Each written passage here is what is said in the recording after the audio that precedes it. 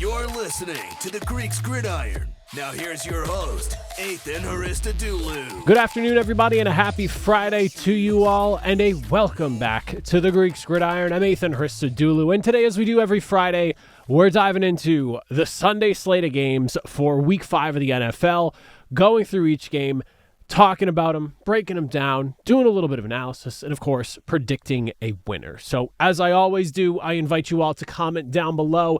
Let me hear from you. Thoughts on this week's games, matchups you like, you dislike, who do you have winning? Fire away. Let me hear from you all. As always, not a betting guy, no betting advice going on here. We don't do any of the gambling stuff. We are just talking ball for the love of the game. So if that's not for you, that's fine. But if it is for you, welcome.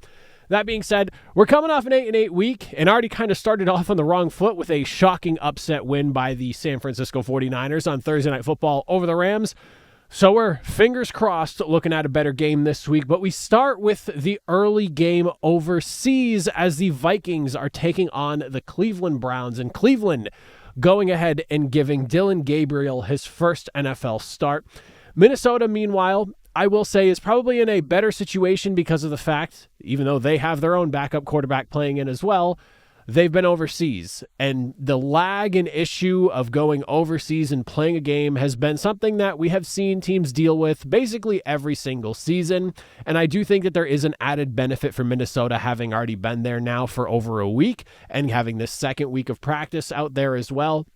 They should be in a pretty advantageous position in comparison to the Browns. Now, I think the big thing, of course, as far as how this game matches itself up, you look at Cleveland's offensive line and if it's going to be able to hold up against Minnesota's pass rush, mainly because you want to protect your rookie quarterback. Cleveland's pass protection so far this season, 9 sacks allowed, but 73 pressures on top of that allowed, which is actually tied for most in the NFL. I think that's notable because, of course, Minnesota, they love bringing the blitz. They love getting after quarterbacks. They have the third highest blitz rate in the NFL, just over 37%. And then, of course, 11 sacks on the year for that pass rush with a 38.2% pressure rate, which puts them in the top 10 of the NFL. It really comes down to just keeping Dillon Gabriel safe, upright, protected, and feeling comfortable making his first start overseas in the NFL of all things. I really am. The way I look at this, I feel like this is one of those, like, if you want to label a deciding factor, I think it would be fair to say so. I think it's also fair to ask how Minnesota's offensive line is going to look like here, because Minnesota's got a lot of guys injured as well in this one here. Donovan Jackson, I almost said his name wrong there. Donovan Jackson, Tyler O'Neill, and Ryan Kelly, all starters, are out for this contest. Michael Juergens, a depth guy, is also injured as well. All of those guys will be missing action here. And if you saw the way Carson Wentz held up against Pittsburgh last week, 6 sacks, he was pressured 18 times. It was a bit of a nightmare. And of course, Myles Garrett, who there was some questions about whether he may be available or not, is going to play in this game. And it could pose a bit of an issue for Carson Wentz and company if that offensive line cannot stand up against, of course, Garrett, somebody who has an argument to be Defensive Player of the Year and is arguably the best pass rusher in the NFL year over year over year. There's a lot to look at this game, and I do think as far as running the football is concerned, that could be the key or answer for maybe a Cleveland upset. When you look at the way Cleveland has fared against the run so far this season, they have been one of the best, and that's not really surprising because his defensive front was probably a strength coming into the season and has looked as much, if not even better than anticipated as we've gone through these first 4 weeks of the year. I think when you look at Quinshad Judkins, you look at Jordan Mason and what they've been able to do, they both coincidentally are averaging about 4.8 yards per attempt on the ground this season. Both run defenses in wildly different places, with Cleveland, again, being one of the best in the NFL. And then on top of that, you have Minnesota, who it was a big strength to them last year and has turned into a bit of a weakness this season. If you're looking to sniff out that Cleveland upset, I do think it's going to be through their ground game. All being said, I expect a lower scoring affair, but I am going to stick with the Minnesota Vikings on this one. I've got to say, I leaned really heavily on Cleveland, and the injuries to the offensive line, if I get this one wrong and Carson Wentz ends up getting sacked like 10 times in this game, I'm going to be mad at myself because the answer to the test is right there in front of me, and I feel like I'm ignoring it. But I'm concerned about how a rookie overseas is going to fare against a Vikings pass rush that is pretty aggressive themselves and a formidable unit who knows how to make people uncomfortable. And Brian Flores, of all defensive coordinators that you're going up against with a rookie, it's probably one of the last guys you want. So I'm erring on the side of Minnesota, but if Cleveland upsets in this, I really wouldn't even be that surprised. Looking at the later slate of games, and by later, I mean the typical 1 o'clock window games for those of you that are on the East Coast, or for those of you that are on the West Coast, your bright and early 10 a.m. games, which I genuinely wish that we had over here. It must be crazy waking up and then just watching football on a Sunday. We got Texans versus Ravens to kick off that early window, though. Baltimore. Sounds like there is a very real possibility that Lamar Jackson is not playing in this game. Obviously, you lost Nnamdi Madubuike to his injury as well. He is done for the season. And then you're looking at guys like Kyle Hamilton, Marlon Humphrey, Roquan Smith, Chidobe Awuzie, Ronnie Stanley, Nate Wiggins. I mean, they're all dealing with something in some capacity, and all of them have either missed practice or been very limited depending on what they're doing. There's a lot of injuries to watch for Baltimore, and Houston even has a couple of names as well. Most notably, Derek Stingley Jr., someone to keep an eye on if he'll be able to play. Foldy Fatukasi. There are guys on both sides, obviously, up in the air right now, but Baltimore's list is just like, it's a grocery list at this point here, and there's a lot of significant names to that defense who could either be going into this game just not 100% or just outright not being in this game here. No, most notably, of course, Lamar Jackson. Defense will definitely be the focus in this one here, and I think is probably one of the biggest deciding factors. You look at where Houston has stood as a defense so far this season. They're not losing games because they're holding teams back. In fact, their defense is allowing just about 13 points per game, league best in the NFL. They're 7th in passing yards allowed, 11th in rushing yards allowed. They only have 3 takeaways, though. For as good of a defense as they have been, they haven't even needed to force takeaways, but they've kept teams in check all season long. It's just been the offensive inconsistencies that they've dealt with.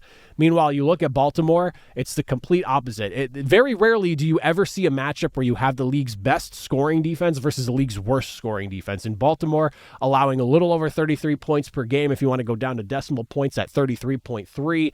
On top of that, 2nd most in passing yards, 6th most in rushing yards. Like, they cannot stop anybody. And with the amount of guys who could potentially be missing in this contest, I genuinely have no idea how Baltimore comes away with a win in this game. Obviously, Cooper Rush could wind up being the guy, and if it's going to be him, a career record of 9-5 as a starter. He's got 20 touchdowns to 10 picks. He can win you games. He can be serviceable. I've seen him myself play fairly well in his spot starts over his career. But I think I'm going to go ahead and lean the Texans on this one. I have them winning 20-14 because I do still have my concerns about that O-line. We saw one of the most ridiculous reps of pass protection I have ever seen with the Houston Texans last week, where you had 2 guys initially start the set blocking each other by slamming into one another, and then 6 guys defending one guy as CJ Stroud was sacked last week against the Titans. It's floating around on social media. I'm sure it'll be very easy to find if you look it up. I cannot believe that Houston won that game in a literal blowout, no points allowed, 26-0 win, despite things like that going on for that offensive line that has just been a bit of a nightmare. We'll take the Texans, though. 2014 lower scoring contest. I think Baltimore could hang around, but ultimately I like the Texans. Now we'll take a look at the Dolphins and Panthers. Both these teams coming in at 1-3, looking for their 2nd victory of the season. Miami in a really good spot for this game, if I do say, because obviously coming off the mini bye, you get a little bit of extra time to prepare yourself for the matchup here against Carolina. Meanwhile, Carolina took an absolute haymaker to the chin against the New England Patriots, basically just falling all over their faces in all 3 phases of the game. So now you come into this one, no Chuba Hubbard, huge concern for a Carolina offense that just has not really been good really at all, minus the game against the Falcons. When you really start to look at it, he's the team's leading rusher, but on top of that, he's also 3rd in receiving yards on the roster, and he has 2 of their 5 offensive touchdowns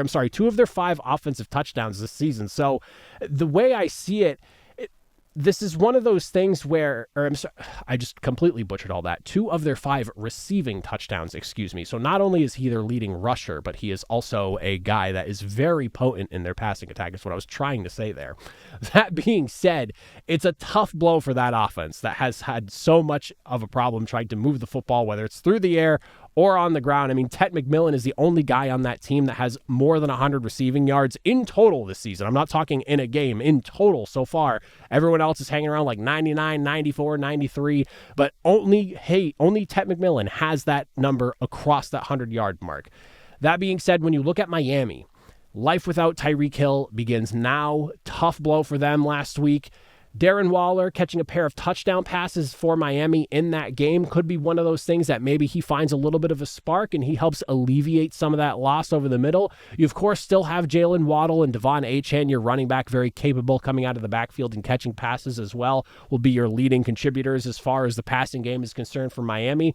But it's all about rhythm. It's all about balance in this offense, and I think Miami really needs to focus on just running that football. As I mentioned with Devon Achane, great running back when he gets going. He is definitely one of the tougher guys to deal with. He's averaging 4.9 yards per attempt on the ground this season, so almost 5 yards per carry. And then on top of that, you look at Carolina's run defense, at least looking somewhat better than they did last year, but they are still a struggle bus when it comes to stopping the run. Nearly 130 yards per game allowed this season, allowing about 4.9 yards per attempt.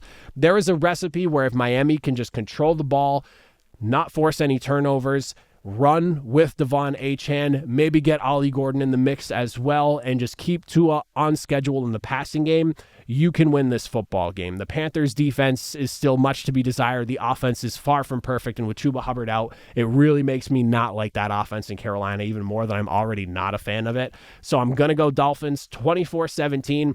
This is one of those games where not really looking forward to watching it play out, but we'll be there on Sunday to see what happens. Next, we'll look at the Raiders and Colts. You have two teams in wildly different places for this one.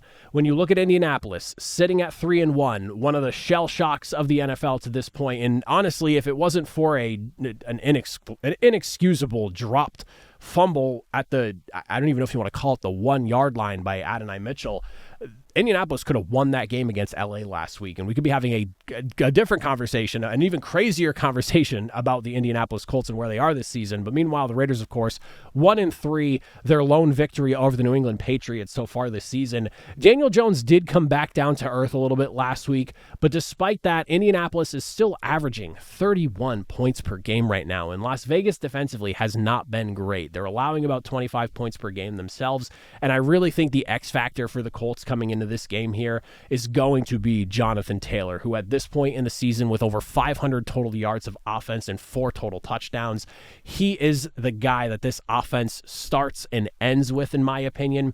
And when you look at Las Vegas, 10th best in the NFL in terms of yards allowed against running backs on the ground at 74 yards a game. Jonathan Taylor's a guy that if I had to pick somebody to help push that average upwards and closer to that 100-yard mark, I'm taking Jonathan Taylor to do so because he has just been unbelievable. The league's leading rusher in yards on the ground right now, and the guy is over 500 and some change with total yardage because he can obviously catch passes out of the backfield as well. I think Geno Smith's inconsistency is another one of those things that could be a little bit of a storyline to watch in this game. He's flip-flopped between good and bad games all season long. He's literally gone good, bad, good, bad, good, or good, bad, good, bad, excuse me. He could be good this week. We'll see if he continues the pattern. But 3 interceptions in 2 different games this season. He has 7 total on the year.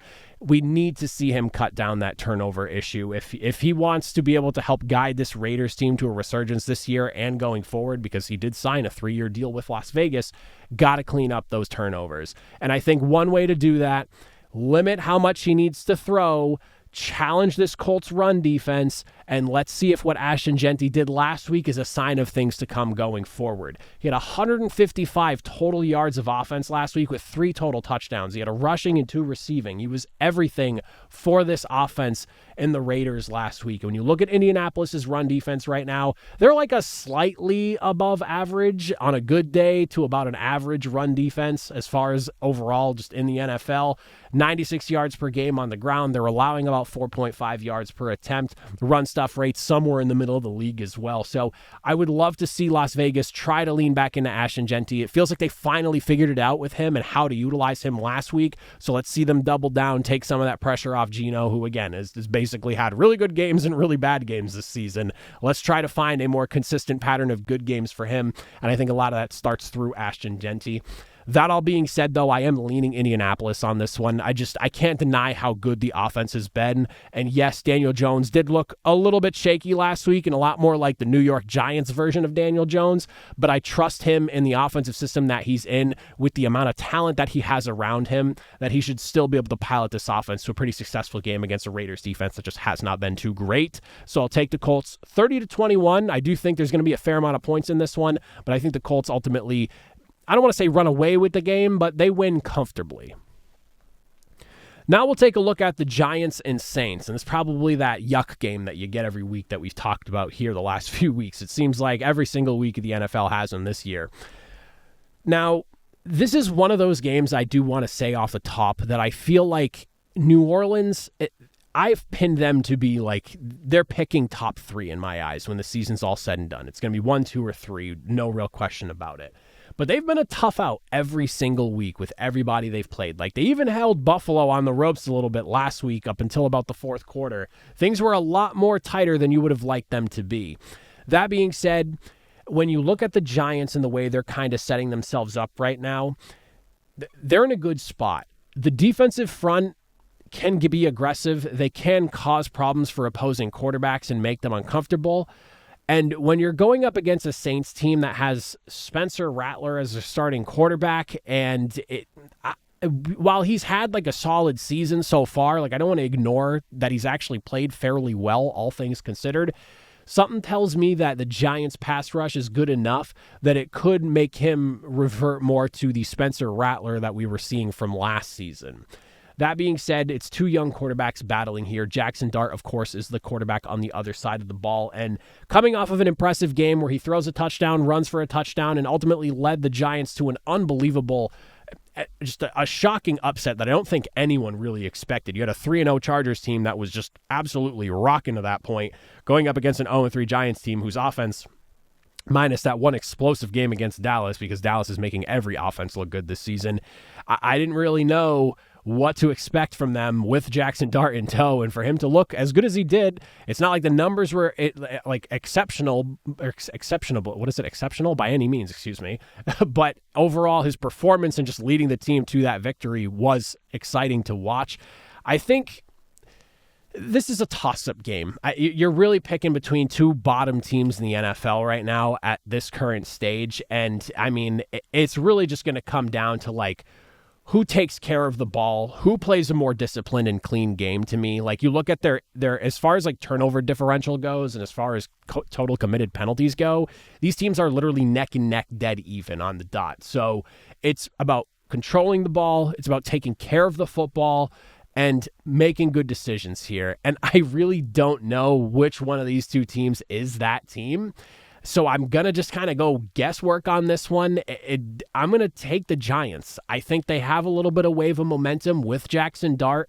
I'm excited to see him in his second start this season. It's a tough crowd going up into New Orleans, into the Superdome. That is definitely something worth recognizing, one of the loudest stadiums in the NFL. But I think I am leaning the Giants here, lower scoring affair. 20-15. Both these teams have like crazy long and scary injury reports as well, where like a litany of guys could end up missing action. It's just one of those where there's too much there, too much uncertainty surrounding both these teams and just where they stand right now, that it's kind of a coin flip for me, and I'm just going to lean Giants because they at least have a win and it's against a really good opponent to this point in the season. Now we'll take a look at the Cowboys and Jets, and a lot of people are expecting a ton of points on this one, and I think rightfully so when you consider the way both of these defenses have looked, but also just the lack of defense that the Cowboys have really displayed at all. And I mean, you can kind of say the same about the Jets as well, but you look at Dallas allowing 33 points per game, Jets looking at 30 points per game themselves, both top 5 in the NFL. I really think this comes down to just the quarterback matchup. That's like, if you want to really simplify it, which quarterback do you trust more than the other? You have Justin Fields on one end, you have Dak Prescott on the other, and I will say this. I was excited to see what Justin Fields could do for this Jets offense, and he's already missed some time with injury, and at this stage, I don't really know about Justin Fields. Like, he had that spark with the Pittsburgh Steelers last season that was really fun to watch, leading the team to a 4-2 record, but it wasn't perfect by any means, and now in New York, I'm starting to get a little bit worried about the whole same old Jets thing, because I've gone back 2 weeks now and basically summarized the Jets weeks that way, because it seems like we're getting more of that. And I have a really hard time taking Justin Fields over a Dak Prescott right now, who's top 5 in the NFL as far as passing yards are concerned. I'm forgetting off the top of my head if he's leading the league or not, but I know he's up there somewhere. But you have also, in comparison to like skill talent that they're working with, I think it's comparable. You look at George Pickens, Garrett Wilson. You have 2 really good wide receiver ones for these teams. And like if CeeDee Lamb was in and George Pickens didn't have to be the number 1 guy, I'd feel far and away better about Dallas's weapons. But then you also have Breece Hall versus Javonte Williams. Breece Hall, obviously a really good running back. Javonte Williams having a really good season so far for the Cowboys. And then like tight end wise, I mean, I'll take Jake Ferguson over any of the 4 tight ends that are on that roster over there in New York. I think they have 4. So I think I'm kind of just leaning right now Cowboys. If the game was in Dallas, I'd feel a lot better about this one as far as Cowboys is concerned. The defenses just make it so hard to like one team over the other. So I decided I'm going to go with the quarterback I like more. I'm going to lean Dak Prescott. It's going to be sunny and like 80 degrees in New York. So yeah, it's a road game, but it's not like Dallas is in some weird way. They're used to the heat. They practice in the unbelievable heat of Texas every single day. So I think I'm going to go Cowboys. I think we see a lot of points in this game. Both defenses, again, leaving a lot to be desired to this stage of the season. So Dallas, 33-27, an exciting game in the Meadowlands, but ultimately a win for the Dallas Cowboys. Now we'll look at the Broncos and Eagles. This is by far the biggest test for the Broncos so far this season. You're going up against an Eagles defense that is just not exactly the easiest defense to go up against, and one of the more opportunistic. That being said, I think you could say the same thing for Philadelphia. You look at Denver's defense right now, they're allowing 17 points per game, and on top of that, they've only allowed 4 touchdowns this season. That is the least in the NFL by 2. I think the team in second place has 6, and there's a couple of them. So Denver's defense, A, a really stout unit, but B, also just not letting teams get into the end zone. And if it wasn't for some struggles with the offense so far this season, this is a team overall that instead of being 2-2 should probably be like 3-1 or maybe even 4-0 if things broke their way a little bit better against the Chargers.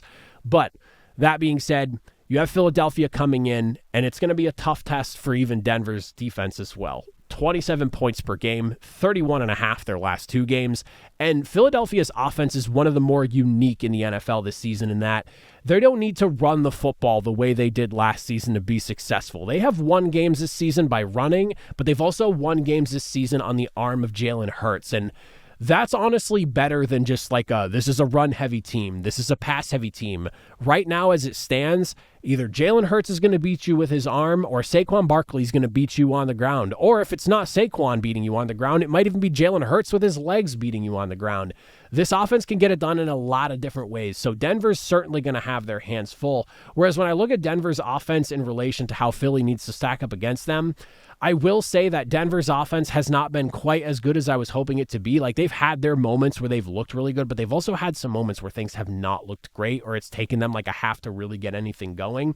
And I think that's where you start to boil things down to, how do we simplify this? Bulk protection. Just take care of the football here. Philly has a takeaway in every single game so far this season with 5 total. Denver, meanwhile, has 6 total turnovers. And while 4 of those come against the Tennessee Titans from earlier in the season, that is still not a great look. They have turnovers in at least 3 of the 4 games that they've played to this point here. And I look at the way Indianapolis kind of manhandled Denver's defense back in week number 2. Interestingly enough, Shane Steichen's their guy over there. That offense in Indianapolis is built in a similar vein to the way that Philadelphia currently is right now. I would just say that Philadelphia is a more complete and established version of that offense. Again, Shane Steichen, formerly offensive coordinator of the Philadelphia Eagles. So, that being said, I think I'm going Philadelphia on this one, especially with the game being in Philly. It makes me feel even better about that. But the way it looks for me right now, Bo Nix is going to have his hands full, and you just have way too many talented guys up front. I'm really excited to see how Philadelphia's defensive front handles off the offensive line of Denver. That is one of those matchups that's really fun, obviously with Jalen Carter over in the middle of there and the just absolute wrecking crew that he has on his own. But I do like the Philadelphia Eagles here, 27-21. I think Denver could hang around, but ultimately the Super Bowl champions, I feel like, are going 5-0. Next, we'll look at Tennessee and Arizona, this one in Arizona. Now, Tennessee has found itself in a really unique place because it feels like, in a similar way to like how I look at New Orleans, I'm really starting to look at Tennessee in that same light of they're probably picking somewhere top 5 again this season and probably even top 3 with just how south things have gone so far. And it almost feels like the fan base is starting to lose, the fan base, Brian Callahan is starting to lose the fan base of Tennessee. Now, the Tennessee Titans offensive line is where we got to start with this one because it's been a bit of a nightmare to watch this season. No quarterback has been sacked more times than Cam Ward this season at 17 total sacks. And on top of that, he's been pressured 66 times, which is third most in the NFL. Now, while Arizona might not be a sack machine by any means, they only got 8 sacks. They can bring a fair amount of pressure. They've brought 61 so far this season, which ranks them top 10 in the NFL. You add on to the fact that Arizona has been a top 10 run defense as well, and Tennessee, while not really able to do much in the passing game, also isn't doing a ton in the running game either. They're averaging about 87 yards per game on the ground, and that's 4th fewest in the NFL. It's just one of those things where the way the offense has looked has been baffling. And it's kind of unfortunate because I really like what we've seen from Cam Ward and some of the spots he's been put in, which feel impossible to deal with. But he's been, honestly, even if his season hasn't been stellar, he's dealing with so much in Tennessee. It's giving me a lot of respect. And it also leaves me wondering, wow, what could this guy look like if the offense was even just like average to slightly below average? Never mind where they are right now, which feels like bottom of the barrel to watch.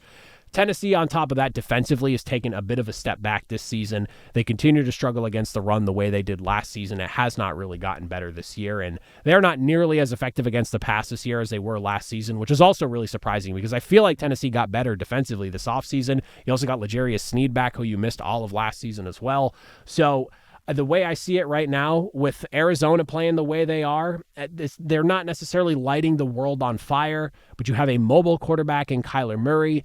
Maybe he and Marvin Harrison Jr. can find a connection this week, but I think I'm leaning Cardinals right now, even with like their running back situation also being kind of scary because you don't have James Conner, and then Trey Benson goes down the next week after that. Everyone's relying on Amari DiMarcado to be the guy there, and he had a few good, really good games last season for like a stretch of time while James Conner was out. So, I mean, I feel like Arizona is at least a somewhat better team and further along. And you go back to like the simplicity of like, who's got home field advantage? Which quarterback do you like more? Which head coach do you trust more? Everything points to Arizona for me right now. And I don't know how I could take the Titans in basically any game the way they've looked so far through 4 weeks this season. So give me the Cardinals, 27-13, another comfortable victory for an opponent of the Tennessee Titans. After this one, we're going to look at the Buccaneers and the Seattle Seahawks. Tampa Bay, another one of those teams that's got some injuries they're dealing with right now. As far as players confirmed out for Tampa Bay right now, Bucky Irving, Mike Evans, Jamel Dean, Christian Eisen, and Benjamin Morrison, key guys on both offense and defense. And the Bucky Irving one, in my opinion, really, really hurts for Tampa Bay. Meanwhile, Seattle does have some injuries worth watching as well. Devin Witherspoon sounds like he is unlikely to play and more than likely is not going to play. Julian Love's another guy to keep an eye on who's been missing practice. DeMarcus Lawrence as well. So some key guys on the defensive side of the football for Seattle. I think the way this is kind of stacking up, it could be a pretty fun offensive affair just because both these secondaries, when they're at full strength, a lot more likable on paper, but with so many guys potentially missing time, or even if they're not missing time on Seattle's end, how healthy are they is always the question I like to pose. And you have Emeka Egbuka and Chris Godwin, who last week, if he was able to catch a few of the passes he dropped, could have had himself one hell of a return alongside Emeka Egbuka, who had a really big game for them. Yes, they'll be without Mike Evans, but Egbuka's been unbelievable. And Chris Godwin, I feel like, just needs to knock the rust off and get himself going. And if you're going to put him in a position where he can take on a injured secondary that's missing a few key pieces there, I think this would be a good second game back for him. And I trust in Baker Mayfield in the way he throws the football. He's one of those guys that even when things look like it's not progressing into anything, he can make stuff happen with the ball in his hands. But I do think the big intrigue is going to be the run game of Tampa Bay. Like, yes, you can talk as much as you want about Baker and his wide receivers and who he's going to be throwing the football to, but with Bucky Irving being out and just how big of a factor he is in the ground game and even in the pass game, you have Rachaad White, you have Sean Tucker. I'm very curious to see how they fare running this football. Seattle's run defense has been pretty good. They're allowing about 90 yards per game this season. They have allowed only 4 runs over 10 yards this year as well, which is tied for fewest in the league. So not only are teams not running the football that effectively against them, Seattle's not allowing any of those massive plays. Ernest Jones in the middle of that defense has really come alive this year, which is crazy to think that, like, LA just one day decided we're done with Ernest Jones and sent him packing. Seattle scooped him up, and he's kind of found himself again, and now he's really looking like that guy that was emerging back when he was in LA. So very interested to see how well they're able to run the football minus Bucky Irving, because he has been phenomenal for this team so far. On the flip side, though, as I said, with those secondaries being the way they could potentially be in this game, at this point, Tampa Bay's secondary already confirmed to be tattered going into this one here. Baker and Sam Darnold could each wind up throwing for north of 250 plus yards in this one when it's all said and done. Each guy's throwing for over 900 yards. Tampa Bay's allowing about 20 yards less per game this season than Seattle is. But overall, I mean, if you want to add that extra 20 yards because all these guys that it could be missing, I mean, fair enough. Both teams have allowed just 6 passing touchdowns as well. Again, but injured, battered, and bruised. You expect those averages to be tested. Think we're looking at high points. This is kind of a coin flip for me, too. You have 2 really good teams, but the injuries in Tampa Bay, I feel like, are starting to mount a little too much. It was a really tough physical game the week prior against Philadelphia, and I think going on the road again, this time to Seattle, to face another tough physical football team led by a defensive-minded head coach and a Mike Macdonald, I think I'm going Seattle. But I like points, 29-27. I think we're in for an interesting contest, but it's going to be a fight. And I ultimately think Seattle comes out on top because at some point the health has got to come into play for Tampa Bay. Now we'll have the Lions and Bengals, and I'll be honest with you all, Lions. I'm going to take the Lions. Their offense has been absolutely insane this season, averaging 34 points per game. They're averaging 6 yards per play. They're scoring on basically every other drive, and they are one of 7 teams with just 2 turnovers or less this season. Meanwhile, you look at Cincinnati, they have scored just 13 points in Jake Browning's 2 starts. Detroit is in the upper third in the NFL as far as Detroit is in the upper third in touchdowns allowed this season, so that is something worth keeping an eye on. However, not something I'm too worried about. Again, it's been a bit of a nightmare with Jake Browning, so you could maybe say this could be a game where he maybe finds a little success. They've got good receivers. I don't know how many times we can say that for Jake Browning and then watch the offense not put up points before I go, I don't really know if it matters, and maybe they need to find a different answer at quarterback. Cincinnati's defense has not really impressed me as well either. And, I mean, other than Taylor Decker and Kirby Joseph being guys worth watching to see if they end up missing this game or not, I don't really see how the Lions come into this game and don't absolutely roll. And this is in Detroit too, right? No, it's in the jungle. Interesting. Okay. Well, I don't really think that matters too much. I still think the Lions do their thing. I have Detroit winning 38-13, and it's just going to be one of those games that you probably don't really need to watch. You just kind of check the box score. You go, yeah, sounds about right. 5 touchdowns from the Lions, maybe a field goal. Sounds about right. Then we have the Commanders and Chargers. Washington's going to be a little bit thin in this one. This is a tough game here because both teams have their own injury issues in varying degrees. Terry McLaurin and Noah Brown are both out in this one. And then when you look at LA, Joe Alt goes down, ankle sprain, it sounds like. Who knows how much time he's going to miss. That's a tough injury for a big man like an offensive lineman to be dealing with. But then, like I said, no Terry McLaurin, no Noah Brown for Washington. it's going to come down to if a guy like a Deebo Samuel can continue to make those big plays.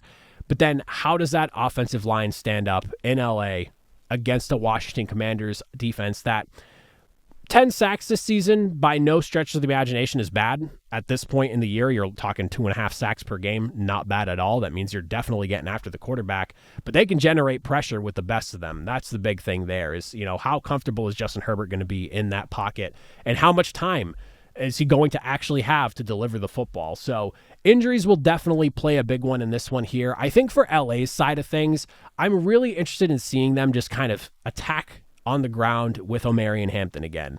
He had a really big game last week, his breakout game potentially, and I'm really interested in seeing if he's able to double down on that and maybe have another big performance.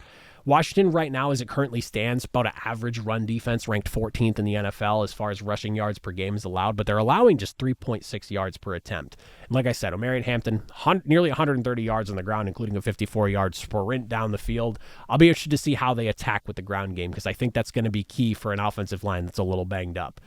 As for the Commanders side of things offensively, it's obviously all eyes on Jaden Daniels and how he fares without his key wide receiver one missing, and of course a depth guy in Noah Brown as well. Like I said, Deebo Samuel is the guy we're watching, but I'll be curious to see how much of just Jaden Daniels and him using his legs we see, because obviously it's a knee injury that he was dealing with, and when you look at LA right now, they have two different games they've allowed over 50 yards worth of rushing to quarterbacks this season with another 30-plus against Bo Nix. So they've been prone to letting some of these mobile quarterbacks move on them, and I think that's something that Jaden Daniels might be interested in getting after and taking advantage of. LA's been a good defense for the most part, really low as far as points per game is allowed this season, but the mobile QBs have given them a problem, and that's one of those things that I think could be an issue for the Chargers. All being said, I still think, and this goes against everything I stand for, because I'm one of those people where it's like offensive line woes scare me, but I look at where the Chargers are coming off of a really ugly loss to the Giants, give them a week to kind of sort out their offensive line, figure out who's going to be starting. You hope they can stay healthy because you got to be running thin on guys. But if they can just get this week of practice under them, I feel better about how the offensive line is going to play. Justin Herbert's been playing like the best quarterback in the NFL this season as far as throwing the football is concerned.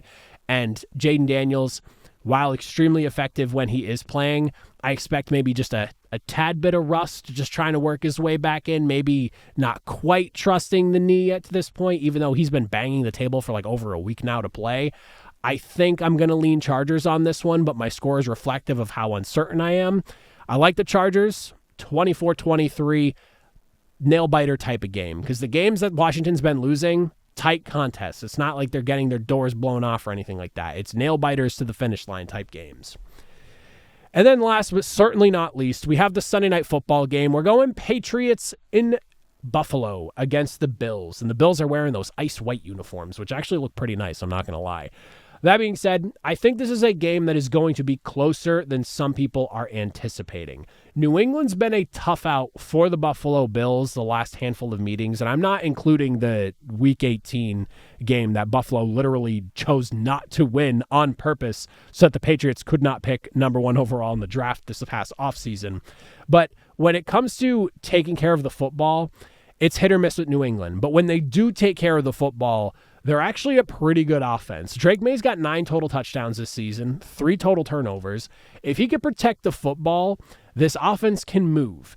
They scored 23 and 39 points in the games where he didn't turn the football over. And on top of that, you had special teams contributions in those games as well. They've been very good at all 3 phases of the game. The biggest issue for New England at this point has just been ball protection. If they can clean that up, and it needs to be clean because Buffalo, I think, has 1 turnover this season so far, if I'm remembering correctly. Their offense is an absolute wagon, and you cannot give them extra opportunities to score. I think New England could potentially hang around, and it's more so because of what the Saints were able to do last week that makes me believe in that a little bit more, because I look at the Patriots and I go, okay, better team, defensively focused, obviously with Mike Vrabel being the head coach. That unit should be schemed up extremely well and well prepared to face whatever Buffalo's going to throw at them. But Buffalo is good. Second only to Detroit in points per game. One of 2 teams with 16 touchdowns scored. Like I said, Josh Allen has that 1 turnover with the interception.